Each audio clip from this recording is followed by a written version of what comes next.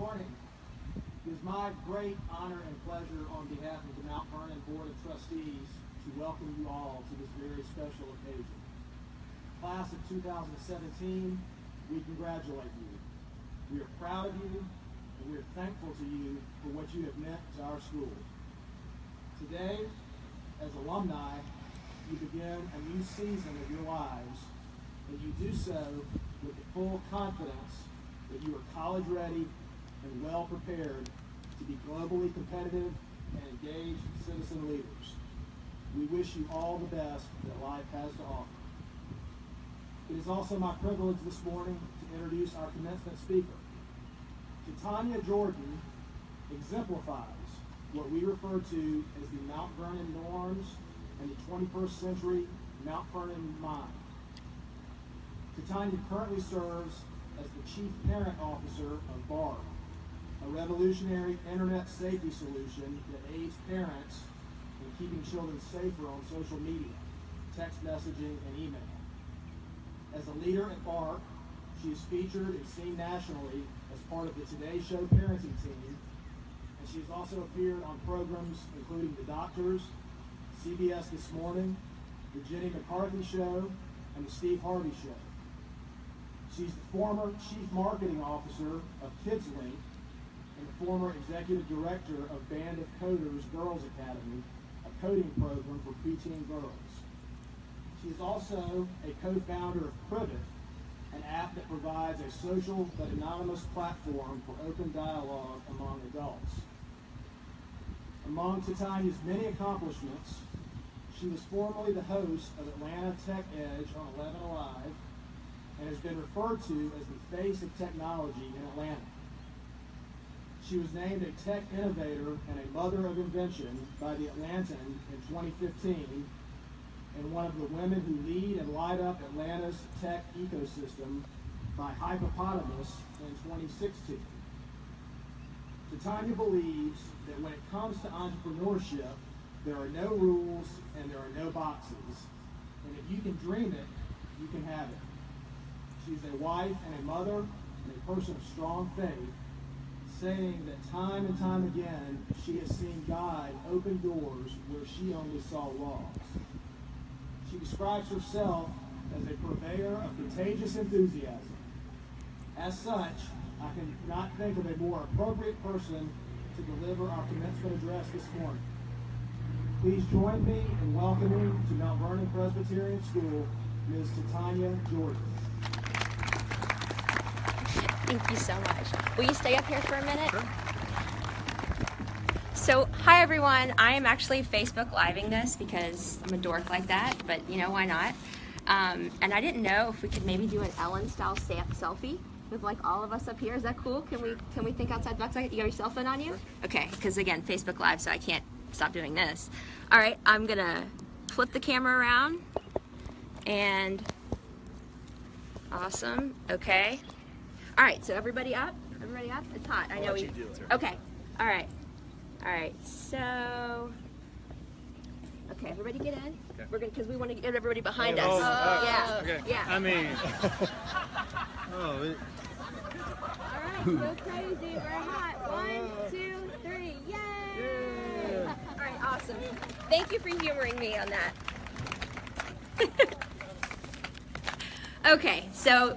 Seriously though, thank you so much for having me here. This is my first commencement address, so really cool. How incredibly stoked are you to be this close, like literally this close to graduation, and off to one of the most exciting chapters of your lives? Yeah. Okay, good. I would hope so. I will never forget that time in my life. It was absolutely magic. So I have to be honest, some of the milestones that were just read to you about my life really don't seem real to me, because about 4 years ago this August, I was enveloped with so much fear and pain from anxiety that I wasn't sure that I could continue living. It was real and it was scary. Fast forward to now, and here I am, and here you are, and it's a testament to the fact that I can do all things through Christ who strengthens me, and so can you. That deserves a round of applause. So that's really the main thesis for what I want to tell you today. And if you remember nothing else I say, which is very possible, because who remembers what's said to them on graduation day by someone they've never met? Remember that. Philippians 4:13, you can do all things through Christ who strengthens you. All the things. Anything. The God who created all of this and all of you loves you. And because of that, you are so empowered. Okay, so obviously I have a few more things to say. 6 to be specific. I'm going to speed it up because it is hot, especially in this black thing that is cooking me like eggs. But hopefully they will help you in some way, shape, or form. And also, because this is Mount Vernon, a highly scientific and innovative school, I have case studies and takeaways with each point. So first, I want you to know that only God can fill your heart. No drug, no food, no boy, no girl, no job. That's something I wish I would have kept in mind during the most painful times in my life. It's something so obvious, and it really could have helped me avoid those pitfalls.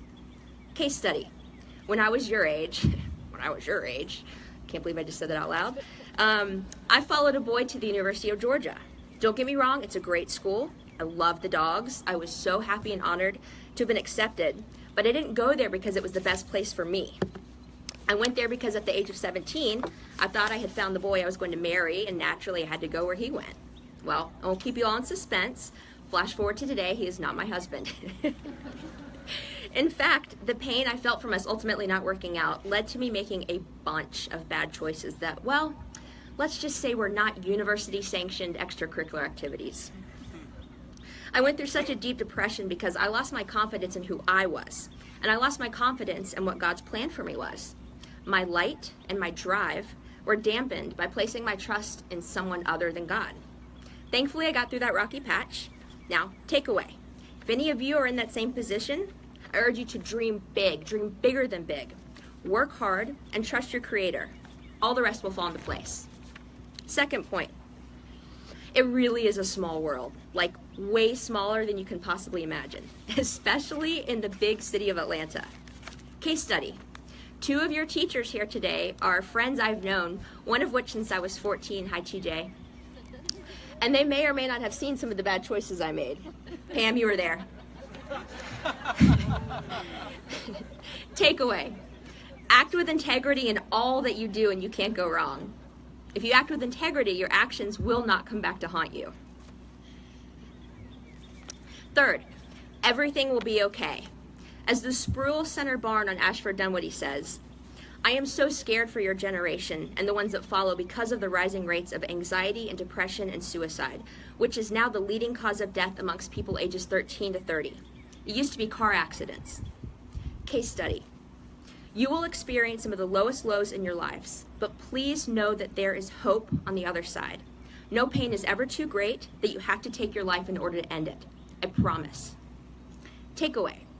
Don't compare your real life to the filtered and curated lives that you see every day on Instagram. I'm guilty of doing the same thing. It's not real life. Fourth point. Life and your career will have ups and downs. Don't let those downs cloud the future hope of the ups, which will come. Case study. I was in one of those valleys literally 1 year ago today. My startup, despite receiving amazing accolades like a hit on the Today Show and amazing engagement, which for those of you who don't know is the rate at which people are coming into and using your app. It was off the charts. But it was about to shut down. This made me feel like the ultimate failure and imposter. I questioned my value to society and my value in this tech space. I questioned my abilities and what I could potentially offer future colleagues and companies. I worried that I would be relegated to a 9 to 5 desk job in cubicle land filling out TPS reports. I actually took a job with another startup making about 25% of what I was used to making. It was miserable and humbling and wonderful all at the same time. I, in my limited human view, did not see what God had in store for me. And how could I? I am me. I am a human. And God is God. Since then, all of this has happened, and honestly, who knows what my future holds? Anything is possible. Anything. And you all are much younger than me, so you have much more anything ahead of you. Takeaway. God opens doors where there are walls, as you alluded to. When you see a roadblock, know that God drives the biggest, baddest bulldozer in the universe. 5th, no one is exactly like you. Isn't that amazing? We live on a planet with 7.5 billion people who are completely unique. You are truly a gift to the world. Case study. When my son was 3, I took him to a show at the Center for Puppetry Arts. It was an off day, nobody was there. So the fact that my old 4th grade teacher was there with her granddaughter was pretty cool. I'd consider that a God thing. She was awesome, Mrs. Bell. She poured into me so much as a 10-year-old, and then again later in my 30s. She told me, you know, Titania, you were always such a great writer. Are you still writing? Well, I wasn't, but I got back to it that day.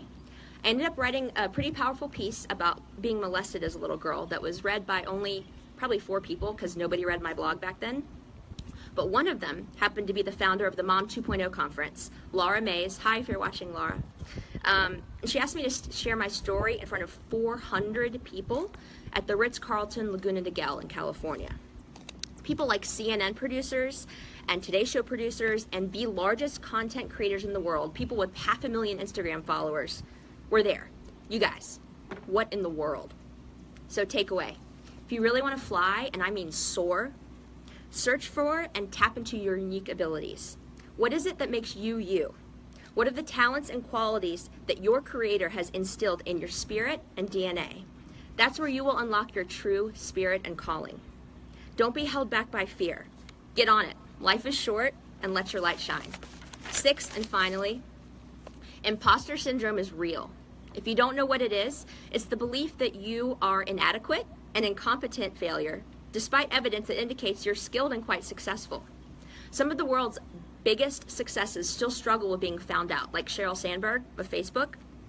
They fear that everyone will realize that they aren't that awesome when in fact they are. So, quick formula to avoid that trap. It's called the 4 C's formula by Dan Sullivan. Commitment, courage, capability, and confidence. Case study. I was asked to try out to be the host of Atlanta Tech Edge on 11 Alive after never taking a journalism class or ever hosting a television show. Didn't know how to read a teleprompter. No idea what I was doing. But I made a commitment. There was a crazy, awesome opportunity. I wasn't going to turn it down. Because I made that commitment, I had to draw up the courage to try to make it happen. Because I drew up that courage, I found the capability to make it happen, even though it might have been a little rocky at the start. And finally, now I have the confidence to go and do that again, hopefully on a larger scale. So, conclusion. I am so excited for all of you because you have no idea what's ahead for you. As I stand before you today as your speaker, which really blows my mind, honestly, my hope and prayer is that God will empower you and protect you from this day forward.